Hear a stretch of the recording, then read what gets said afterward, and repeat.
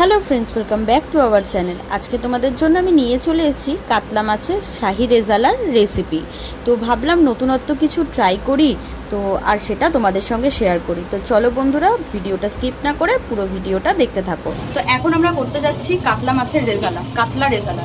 তো কাতলা রেজালার জন্য দেখো কি কি করছি, সঙ্গে থাকো, দেখতে থাকো। আশা করছি তোমাদের সবারই ভালো লাগবে। পেঁয়াজগুলোকে কেটে ওগুলোকে আমি সেদ্ধ করতে বসিয়ে দিয়েছি, তারপরে ওটাকে নামিয়ে আমি পেস্ট করে নেবো।